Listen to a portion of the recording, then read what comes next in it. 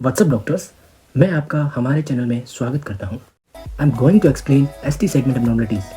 If you watch this video completely, then I assure you that you will be able to diagnose every disease of ST segment. So, are you ready? Let's start the video.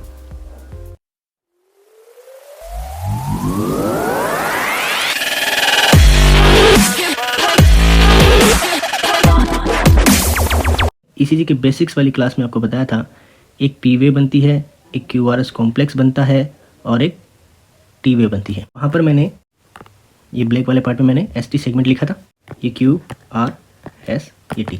तो ये ST segment जो है, ST segment में change आता है जब infection develop करता है। तो हम आज ST सेगमेंट के सभी एबनॉर्मलिटीज़ के बारे में वन बाय वन डिस्कस करेंगे। सबसे पहले हम देखेंगे ग्राफ में ST सेगमेंट एलिवेटेड है या डिप्रेस्ड है या अप स्लोपिंग है। इससे पता चलेगा कि ये सिग्निफिकेंट एलिवेशन है या फिर नॉर्मल है। तो इसके लिए हम देखेंगे P वेव बनाया मैंने, QRS बनाया मैंने। अब यहाँ पर आपको एक फोकस करना है, ये लाइन, ये जो लाइन है इसे बोलते हैं आइसोइलेक्ट्रिक लाइन।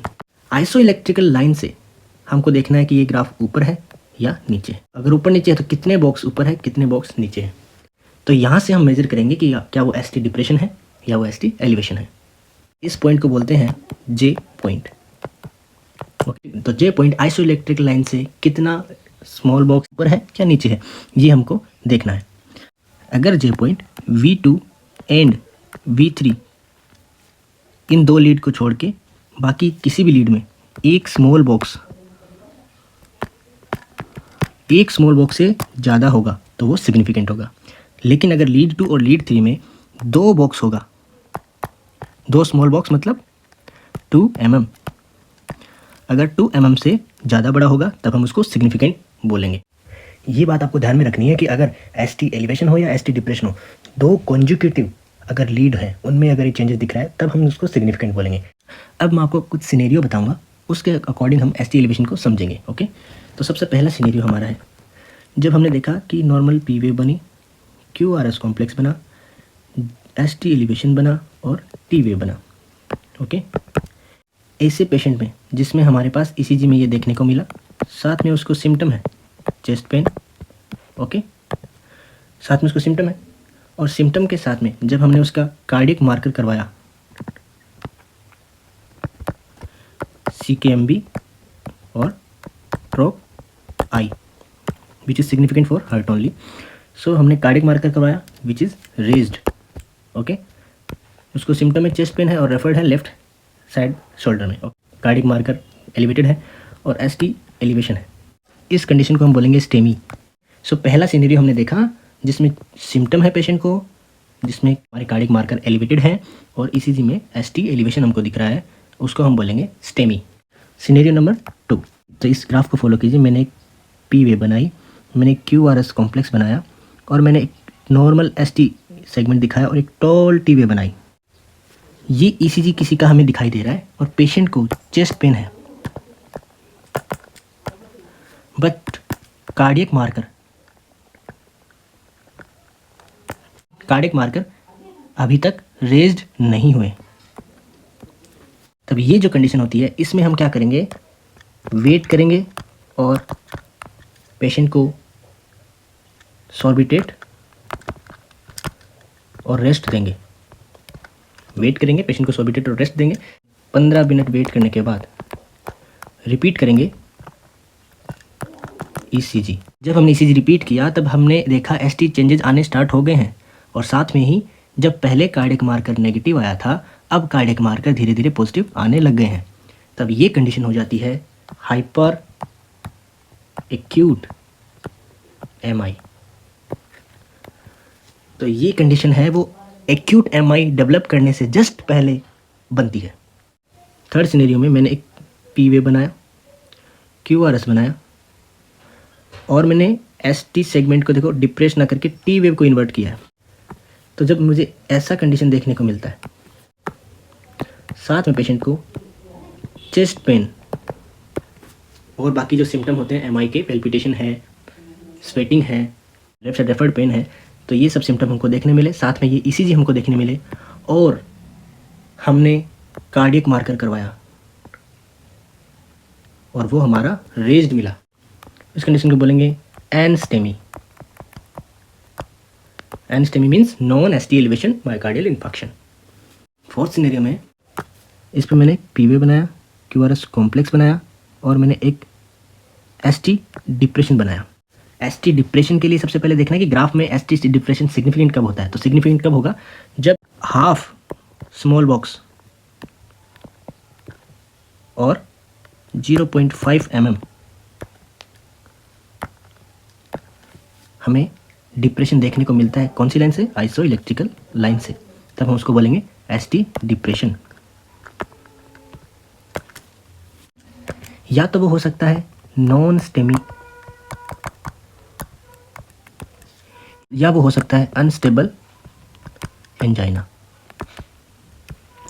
तो कैसे पता चलेगा, हम क्या करेंगे, कार्डियक मार्कर चेक करेंगे। अगर हमारा कार्डियक मार्कर एलिवेटेड आया, और पेशेंट को चेस्ट पेन हो रहा है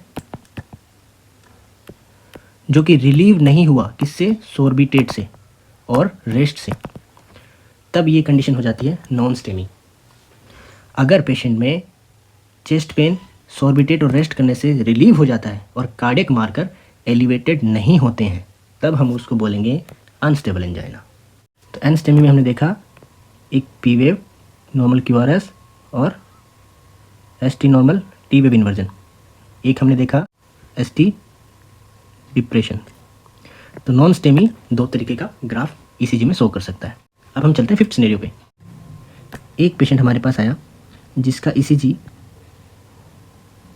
ऐसा है, जिसमें आपको एसटी सेगमेंट एलिवेटेड दिख रहा है और पेशेंट को साथ में चेस्ट पेन है। आपने ये दो चीज़ नोटिस की, लेकिन जब आपने उसका कार्डियक मार्कर करवाया वो आपको नेगेटिव मिले। फिर आपने 15 मिनट वेट किया, फिर आपने रिपीट करवाया कार्डियक मार्कर, तब भी आपके कार्डियक मार्कर नेगेटिव मिलते हैं। इसका मतलब हुआ कि ये जो पेशेंट है इसमें एसटी सेगमेंट परसिस्टेंटली एलिवेटेड है।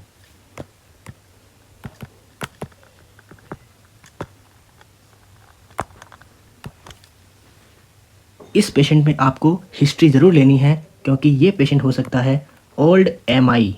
इसमें आपको प्रीवियस एमआई होने का हिस्ट्री ज़रूर से मिलेगा। कुछ पेशेंट में एमआई होने के बाद प्रॉपर तरीके से उसका थ्रोम्बोलाइसिस और पीसीआई नहीं हुआ होगा, उस पेशेंट में परसिस्टेंटली एसटी एलिवेशन मिल सकता है।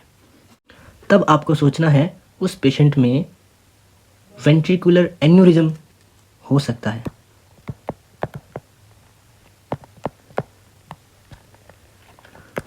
तो उस पेशेंट में वेंट्रिकुलर एन्यूरिज्म हो सकता है, तब आपको पेशेंट का इकोकार्डियोग्राफी करवाना है। नेक्स्ट सिनेरियो में हम सोचेंगे हमारे पास एक पेशेंट आया जिसका ईसीजी ग्राफ ऐसा मिला, जिसमें मैंने यहाँ पर ये क्यू वेव ज़्यादा बड़ी बनाई है। तो अब आप कहेंगे क्यू वेव सिग्निफिकेंट कब होती है? तो क्यू वेव सिग्निफिकेंट तब होती है जब ये more than 25% of following QRS का अगर हो, तो इसे कहते हैं सिग्निफिकेंट क्यू वेव। तो एक पेशेंट आया जिसका क्यू वेव हमको 25% ऑफ फॉलोइंग क्यूआरएस से ज़्यादा मिलता है, तब हम उसको सिग्निफिकेंट क्यूआरएस बोलते हैं। तो सिग्निफिकेंट क्यूआरएस अगर हमारे पास पेशेंट लेके आता है, ये कंडीशन बनती है ओल्ड एमआई पेशेंट में।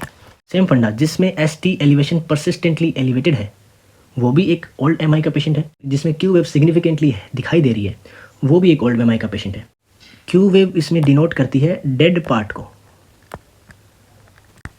हार्ट का जो मसल डेड हो जाता है, उस मसल की वजह से बनता है क्यू वेव। इसमें आपको हिस्ट्री मिलेगी एमआई की। यहाँ पर आपको एक बात और ध्यान में रखनी है, एक पेशेंट होता है जिसका डायबिटीज़ मेलाइटिस बहुत ज़्यादा होता है और पेशेंट में साइलेंट एमआई डेवलप करता है। उस पेशेंट की हार्ट की मसल धीरे धीरे डेड होने लगती है। उस पेशेंट में भी क्यूआरएस आपको सिग्निफिकेंट देखने को मिलेगा।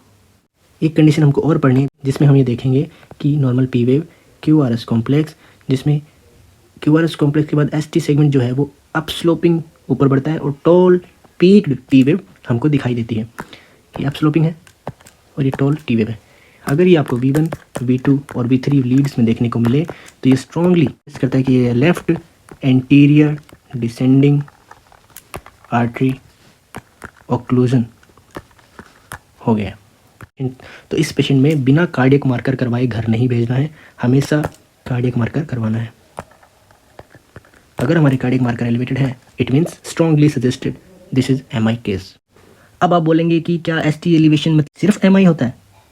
तो मैं कहूँगा नहीं, एसटी एलिवेशन और एसटी डिप्रेशन ये बहुत सारे कॉजेज़ में हो सकता है।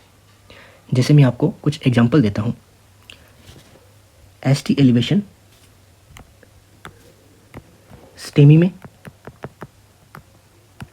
जो मोस्ट कॉमन है, जिसको हमको हमेशा याद रखना ही है, स्टेमी में होता है। इसके अलावा बिनाइन अर्ली रीपोलराइजेशन एक कंडीशन होती है, मैं आपको थोड़ी देर में बताऊंगा ये कौन सी कंडीशन है। इस कंडीशन में भी एसटी एलिवेशन होता है। पेरिकार्डाइटिस, इसमें भी एसटी एलिवेशन हो सकता है। वेसोस्पाज्म, इसमें भी एलिवेशन हो सकता है। पल्मोनरी एम्बोलिज्म, इसमें भी एलिवेशन हो सकता है। लेफ्ट वेंट्रिकुलर एन्यूरिज्म, इसमें भी एलिवेशन हो सकता है। और एक लेफ्ट बंडल ब्रांच ब्लॉक, इसमें भी एलिवेशन हो सकता है। तो आपको स्टेमी को सबसे पहले एक्सक्लूड करना है पेशेंट की जान बचाने के लिए। उसके बाद आपको लेफ्ट बंडल ब्रांच ब्लॉक, जब एक्यूट लेफ्ट बंडल ब्रांच होता है तो ये एमआई से एसोसिएटेड रहता है, तो आपको स्टेमी और लेफ्ट बंडल ब्रांच ब्लॉक को एक्सक्लूड सबसे पहले करना है। उसके बाद हम बाकी के डिफरेंशियल डायग्नोसिस को एक्सक्लूड करेंगे। ओके, बिनाइन अर्ली रीपोलराइजेशन से एक्सक्लूड करने के लिए आपको ये डायग्राम देखना है। मैंने पीवे बनाया, मैंने क्यूआरएस कॉम्प्लेक्स बनाया। यहाँ पर फोकस कीजिए, मैंने एक वे बनाई।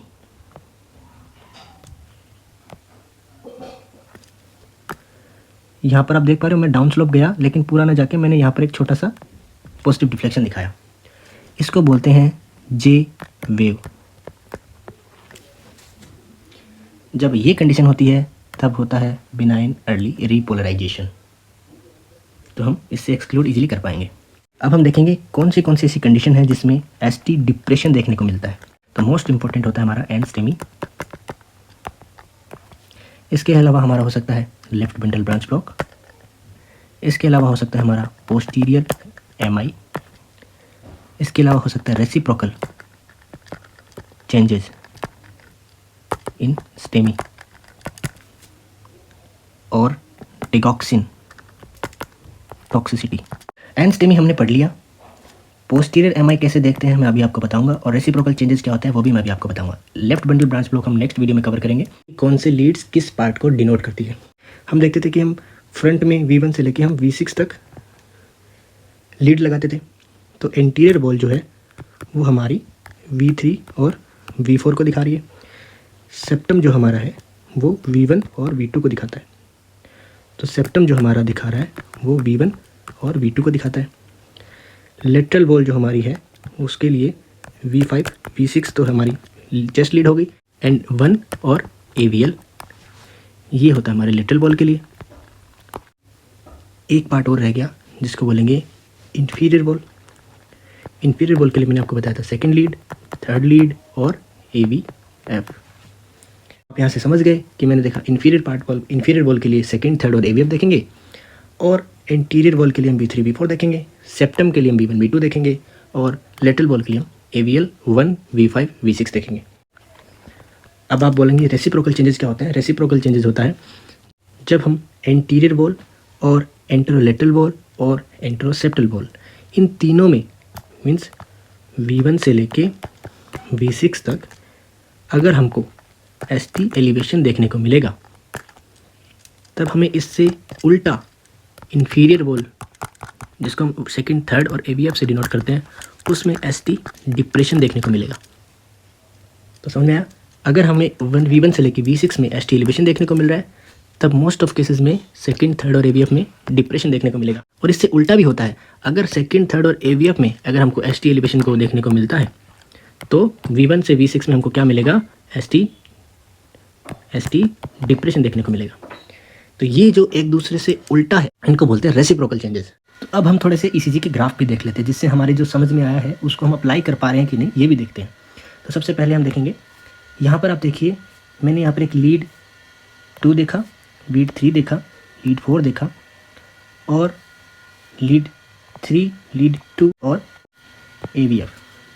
अब आप गौर कीजिए कि यहाँ पर V2, V3 और V4 में ST एलिवेशन है और लीड 2, लीड 3 और AVF में ST डिप्रेशन देखने को मिल रहा है। हमने बताया था जब ST elevation V2, V3, V4 में क्या होता है तो क्या उनसे तो सेप्टल और एंटीरियर वॉल इन्वॉल्व हो रही है, तो एंट्रो और सेप्टल इन्फाक्शन हुआ है और उसका रेसिप्रोकल चेंजेस किस में मिलता है, लीड 2, लीड 3 और AVF में।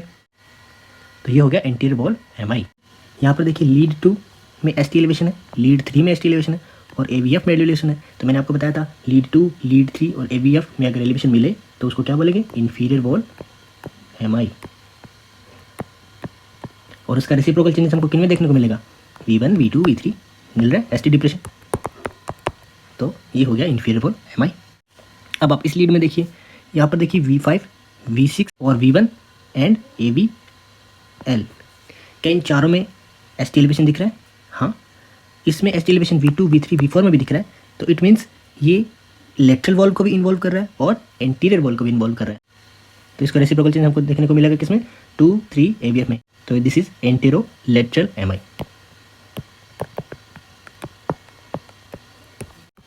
तो आप इस ग्राफ में फोकस कीजिए, आपको यहाँ पर ST एलिवेशन नहीं देखने को मिल रहा है, लेकिन आपको कहाँ दिख रहा है, V1 से V3 में ST डिप्रेशन।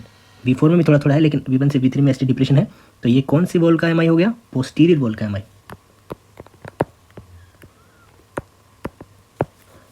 आई होप आप ST सेगमेंट की अबनॉर्मलिटी समझ में आ गई होगी। अगर आपको वीडियो अच्छा लगा तो वीडियो को लाइक कीजिए और अपने सारे डॉक्टर्स फ्रेंड को शेयर कीजिए और चैनल को सब्सक्राइब करना मत भूलिएगा।